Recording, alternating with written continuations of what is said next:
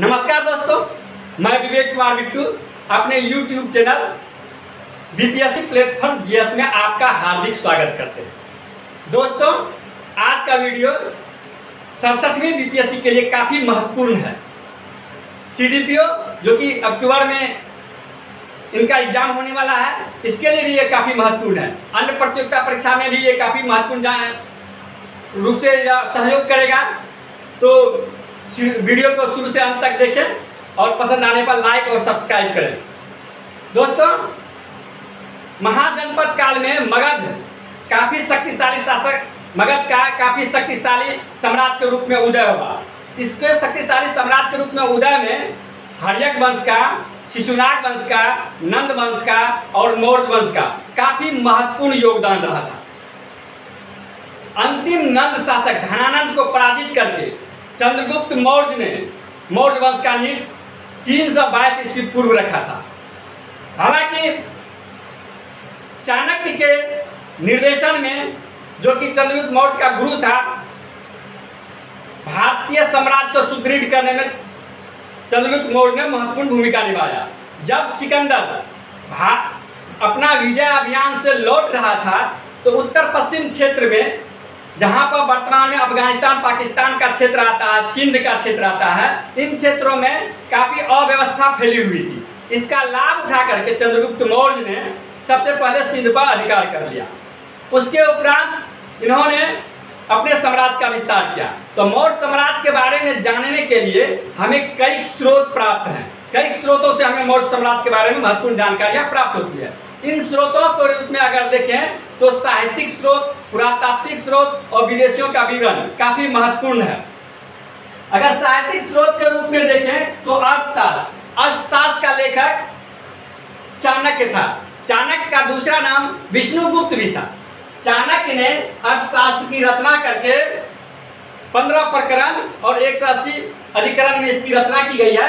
इससे राजनीतिक व्यवस्था और प्रशासनिक व्यवस्था का इसमें विस्तार से उल्लेख किया गया है। अर्थशास्त्र में, अर्थशास्त्र से हमें राज्य के सप्तांग सिद्धांत का भी उल्लेख यहाँ से मिलता है और परिषद सभा का भी उल्लेख मिलता है अर्थशास्त्र से। मुद्रा राक्षस, हालांकि मुद्रा राक्षस का रचना गुप्त काल में हुआ था, लेकिन मौर्य काल के बारे में इससे काफी महत्वपूर्ण जानकारियां हमें प्राप्त होती है।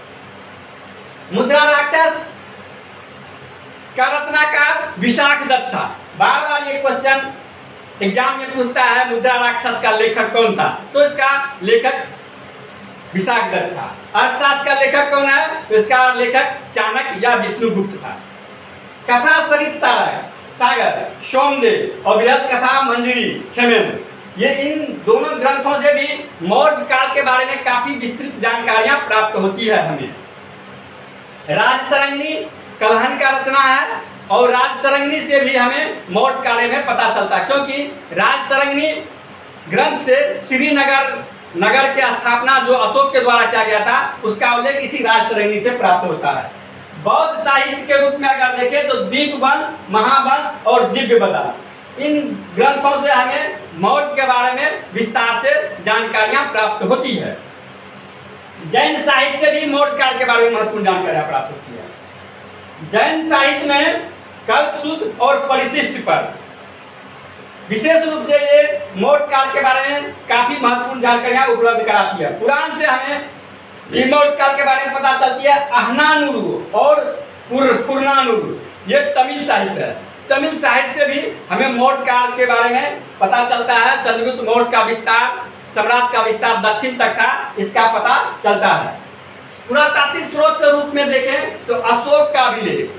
अशोक भारतीय साम्राज्य में ऐसा पहला राजा था जिन्होंने अभिलेख के माध्यम से अपने साम्राज्य के जनता को संबोधित किया, और इस अशोक के अभिलेख से मौर्य काल के बारे में काफी कुछ जानकारियां प्राप्त होती है। अशोक के अभिलेख के आधार पर ही D.R. भंडारकर जैसे इतिहासकार मौर्य साम्राज्य का इतिहास सिर्फ अभिलेख के आधार पर लिखा है। रुद्रदमन का जूनागढ़ अभिलेख यह 150 ईस्वी के आसपास का है। इससे भी मौर्य काल के बारे में महत्वपूर्ण जानकारियां प्राप्त होती है। और इसमें यह पता चलता है कि सौराष्ट्र के क्षेत्र में रुद्रदमन कुशगुप्त ने चंद्रगुप्त मौर्य के शासनकाल में बांध का निर्माण किया था, सुदर्शन झील का निर्माण किया था और इससे सिंचाई की कार्य होती थी। अर्थात उस समय में चंद्रगुप्त मौर्य के अंदर ही था सौराष्ट्र। गुहा अभिलेख, अगर गुहा अभिलेख के रूप में देखें तो अशोक का गुहा अभिलेख बराबर की पहाड़ियों में कर्ण चौपार, सुदामा और विश्व झोपड़ी बहुत ही महत्वपूर्ण है। नागार्जुन जो कि अशोक का पुत्र था, उन्होंने भी गुहा अभिलेख का यहाँ पर निर्माण किया था, जो कि आजीविकों को रहने के लिए दान में दे दिया गया था। चंद्रगुप्त मौर्य का राजप्रसाद, ये काफी महत्वपूर्ण है। चंद्रगुप्त का मौर्य का राजप्रसाद का साक्ष्य जो है हमें पाटलिपुत्र से मिला है, कुम्हरार से। यह लकड़ी से बना हुआ राजप्रसाद था और इसमें 84 खंभ लगाया गया था, खंभा लगाया गया था। एकात्म पत्थर को तराश करके ये खंभा बनाया गया था। ये काफी भव्य राजमहल था। इसके बारे में मेगास्थनीज कहता है इसकी तुलना सूसा और एक बताना का भी राजप्रसाद नहीं कर सकता है, और जबकि फैयान कहता है कि ये राजप्रसाद देवों के द्वारा निर्मित है। अर्थात ये राजप्रसाद काफी महत्वपूर्ण राजप्रसाद है। यक्ष यक्षिणी की मूर्ति भी हमें मिला है मौर्य काल में, जो कि मौर्य इतिहास को जानने का एक महत्वपूर्ण स्रोत है। शाहगौड़ा का ताम्रपत्र अभिलेख से भी मौर्य साम्राज्य के बारे में काफी कुछ जानने को मिलता है।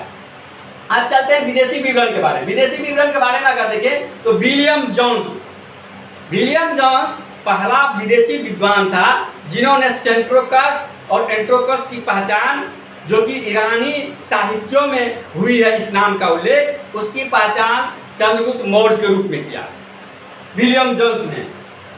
जस्टिन एरियन नियार्कस एस्ट्रेबो ये यूनानी लेखक थे और इन यूनानी लेखकों ने चंद्रगुप्त मौर्य के बारे में काफी कुछ जानकारियां दी है। इन सारे के विवरण से भी हमें मौर्य साम्राज्य के बारे में विस्तृत जानकारियां प्राप्त होती है। प्लूटार्क कहा है कि तत्कालीन चंद्रगुप्त मौर्य के पास 6 लाख से अधिक सेना थी और इन सेना के माध्यम से चंद्रगुप्त मौर्य पूरे साम्राज्य पर अधिकार जमाया हुआ था और सुदृढ़ और बहुत ही मजबूती के साथ शासन कर रहा था। मेगास्थनी जो कि 305 ईस्वी में पाटलिपुत्र आया था, यह नियार्कस पाटलिपुत्र आया था और यह सेल्यूकस निकोटर का राजदूत था। इन्होंने पाटलिपुत्र नगर प्रशासन की काफी विस्तृत जानकारियां दी है। इन्होंने कहा है कि तत्कालीन पाटलिपुत्र का नगर प्रशासन जो था वह 30 सदस्यों के 6 समितियों के द्वारा चलाया जा रहा था। तो इन्होंने इंडिका की रचना की थी मेगास्थनी ने। ये बार बार पूछा जाता है प्रश्न परीक्षा में, इसलिए इनको भली भांति याद रखें कि इंडिका की रचना किसने की, तो मेगास्थनीज ने की। मेगास्थनीज सेल्यूकस निकोटर का राजदूत था जो कि चंद्रगुप्त मौर्य के दरबार में आया था और इन्होंने काफी कुछ लिखा है मौर्य के बारे में। अब चलते हैं चंद्रगुप्त मौर्य साम्राज्य को जानने का जो प्रमुख स्रोत था उनका अब हम लोग चर्चा कर लिए हैं। अब चलते हैं हम लोग चंद्रगुप्त मौर्य के शासकों के जीवन चरित्र के बारे में प्रचार, इसका विस्तार से हम लोग अब इसके बारे में चर्चा करते हैं। इसमें अगर हम देखते हैं तो चंद्रगुप्त मौर्य नंद वंश का समाप्ति। चंद्रगुप्त मौर्य अपने गुरु चाणक्य के सहायता से अंतिम नंद शासक धनानंद को पराजित करके, इसमें उन्होंने पौरस की भी सहायता ली थी। चंद्रगुप्त मौर्य ने पौरस और चाणक्य की सहायता से इन्होंने अंतिम नंद शासक धनानंद को पराजित करके नंद वंश पर अधिकार कर लिया और अपने नंद वंश की समाप्ति के बाद चंद्रगुप्त मौर्य ने मौर्य वंश का नींव रखा 322 ईस्वी पूर्व में। चंद्रगुप्त मौर्य जब सिकंदर वापस चला गया था तो अव्यवस्था जो फैली हुई थी उत्तर पश्चिम क्षेत्रों में, वहां पर अपने पहला पैर को जमाया, वहां से इन्होंने नंद वंश पर आक्रमण करके अपने साम्राज्य को सुदृढ़ किया। इसके अलावा आप देखते हैं चंद्रगुप्त मौर्य जो है उन्होंने सेल्यूकस निकोटर पर आक्रमण किया और इस आक्रमण के फलस्वरूप इसे विजय भी प्राप्त हुई। विजय प्राप्त होने के बाद सेल्यूकस निकोटर और चंद्रगुप्त मौर्य के बीच में एक संधि हुई। इस संधि के तहत जो है सेल्यूकस निकोटर और चंद्रगुप्त मौर्य के बीच जो संधि हुई, इस संधि के तहत सेल्यूकस निकोटर ने चंद्रगुप्त मौर्य को काबुल, कंधार, हेरात और मकरान प्रांत दहेज के रूप में दिया। इसके अलावे अपनी पुत्री हेलन की शादी चंद्रगुप्त मौर्य के साथ कर दिया। चंद्रगुप्त मौर्य बदले में अपने ससुर सेल्यूकस निकोटर को 5 हाथी उपहार में दिया। 5 हाथी उपहार में दिया। चंद्रगुप्त मौर्य के शासन के दौरान मगध में 12 वर्ष का भयंकर अकाल पड़ा। इस अकाल से निपटने में चंद्रगुप्त मौर्य पूरी तरह सफल नहीं हो पाने के कारण 298 ईस्वी पूर्व अपने गुरु भद्रबाहु के साथ दक्षिण की तरफ प्रस्थान किया और कर्नाटक के श्रवणबेलगोला में जाकर के संलेखन के माध्यम से जैन धर्म को अपनाते हुए संलेखन के माध्यम से अपने जीवन का अंतिम समय वहीं पर बिताते हुए अपने प्राण का त्याग किया। चंद्रगुप्त मौर्य के राज का विस्तार देखते हैं कहां तक। तो चंद्रगुप्त मौर्य अपने शासन काल में ही काफी साम्राज्य का विस्तार कर चुका था। उत्तर में हिमालय, दक्षिण में मैसूर तक, उत्तर में हिमालय से लेकर के दक्षिण में मैसूर तक इसके साम्राज्य का विस्तार था। पश्चिम पूरब में बंगाल से लेकर के हिंदू कुश और सौराष्ट्र, ये सारे के सारे क्षेत्र चंद्रगुप्त मौर्य के साम्राज्य में आता था, इनके अंदर था। आखिर इस तरह से अगर देखें तो चंद्रगुप्त मौर्य ने भारतीय राजनीति को काफी एकत्रित, केंद्रीकृत, सुदृढ़ और मजबूत प्रशासन और साम्राज्य को स्थापित करने में सफल रहा। अब चंद्रगुप्त मौर्य के पुत्र बिंदुसार था। चंद्रगुप्त मौर्य का पुत्र बिंदुसार था। बिंदुसार को अन्य नाम से भी जाना जाता था। बिंदुसार का शासनकाल 298 ईस्वी पूर्व से लेकर के 273 ईस्वी पूर्व तक रहा। पुराण के अनुसार चंद्रगुप्त मौर्य 24 वर्षों तक शासन किया, जबकि बिंदुसार 25 वर्षों तक शासन किया। बिंदुसार को सिंहसेन के नाम से भी जाना जाता है, भद्रसार के नाम से भी जाना जाता है। बिंदुसार को यूनानी लेखक अमित्रघात कहा है, अर्थात शत्रुओं का नाश करने वाला, बिंदुसार का विदेशियों के साथ काफी मधुर संबंध था।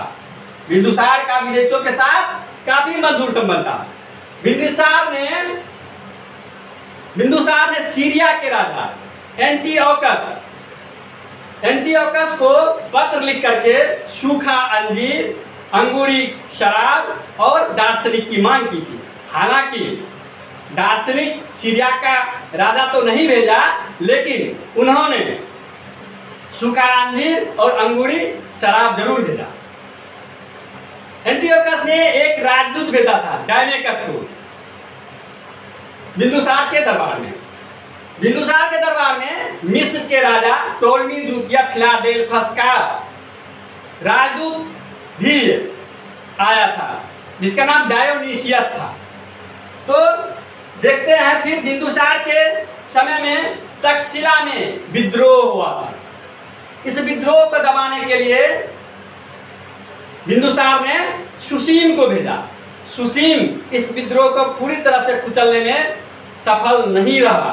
तब बिंदुसार ने अपने दूसरे पुत्र अशोक, जो कि अवंती का राज्यपाल था, तक्षशिला जाकर के इस विद्रोह को पूरी तरह से कुचल दिया। उसी समय यह सिद्ध हो गया कि अशोक आने वाले समय में प्रतापी राजा के गुण इसमें मौजूद हैं और बनने की संभावना है। तक्षशिला में विद्रोह को दबाने के उपरांत अशोक अपने राजकाज में लग गया, लेकिन बिंदुसार अपने पुत्र सुसीम को राजा बनाना चाहता था। जब बिंदुसार की मृत्यु हुई तो फिर अशोक राज सत्ता पर अधिकार प्राप्त करने के लिए, अपने को राजा घोषित करने के लिए संघर्ष किया। इस संघर्ष में अशोक को 4 वर्ष लग गया। हालांकि 273 ईस्वी में ही राजा बन गया था, लेकिन राज्याभिषेक इनका विधिवत 269 ईस्वी पूर्व हुआ। सिंहली अनुश्रुतियों, महावंश और दीपवंश के अनुसार अशोक ने अपने 99 भाइयों को मार करके राजगद्दी प्राप्त किया। 99 भाइयों को मारने के उपरांत राजगद्दी प्राप्त किया। अशोक अपने राज्याभिषेक के 8वें वर्ष कलिंग पर युद्ध किया, कलिंग से युद्ध किया। इस कलिंग के युद्ध में काफी जान माल की हानि हुई। अशोक स्वयं 13वें अभिलेख में कहता है कि इसमें 1 लाख व्यक्ति मारे गए थे, 1.5 लाख को बंदी बनाया गया था, लाखों की संख्या में लोग बेघर हुए थे। इस युद्ध की विभीषिका से द्रविड़ होकर के अशोक ने युद्ध की नीति को त्याग करके युद्ध नीति के जगह पर धम्म नीति को स्वीकार किया और अशोक अब भेरी घोष के जगह पर धम्म घोष की नीति पर चलने लगा। हालांकि अशोक ने नेपाल और खस को जीत करके मौर्य साम्राज्य में मिला लिया था। नेपाल में इन्होंने देवपत्तन नामक नगर का नींव रखा, जबकि कश्मीर में श्रीनगर का नींव अशोक ने रखा। श्रीनगर का स्थापना अशोक ने किया, इसकी उल्लेख हमें जानकारी हमें राजतरंगिणी से भी मिलती है। फिर उसके बाद अगर देखें अशोक के पारिवारिक हिस्ट्री, तो अशोक के पत्नी महादेवी, असंघमित्रा, करुवाकी आदि का उल्लेख मिलता है।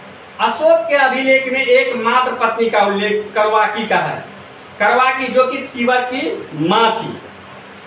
अशोक के पुत्र महेंद्र और संघमित्रा पुत्री, अशोक ने इन बच्चे को अपना बौद्ध धर्म के प्रचार के लिए श्रीलंका भेजा था।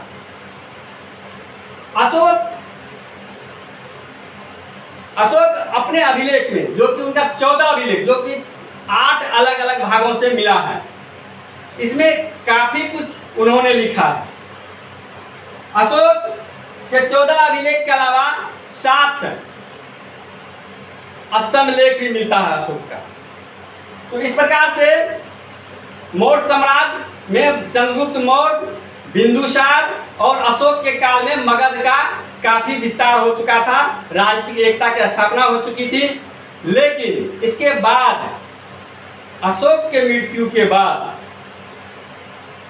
छोटे छोटे समय के लिए अन्य मौर्य राजा हुए, लेकिन अंतिम मौर्य शासक जो था वह गृहद्रथ था, जिसकी हत्या करके उनका सेनापति पुष्यमित्र शुंग ने शुंग वंश का नींव रखा। अब इससे आगे नेक्स्ट वीडियो में हम लोग देखेंगे। आज इतना ही। अगर वीडियो पसंद आए तो चैनल को सब्सक्राइब कीजिए, लाइक कीजिए, कमेंट कीजिए और पूरी ताकत के साथ 67वीं बीपीएससी को निकालने के लिए लग जाइए।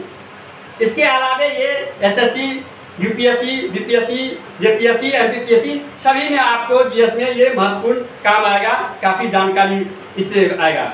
1-2 क्वेश्चन तो निश्चित रूप से इस वीडियो से आपको हल करने में मौका मिलेगा, सहायता करेगा। चलिए धन्यवाद, अगले वीडियो में मिलते हैं। Thank you.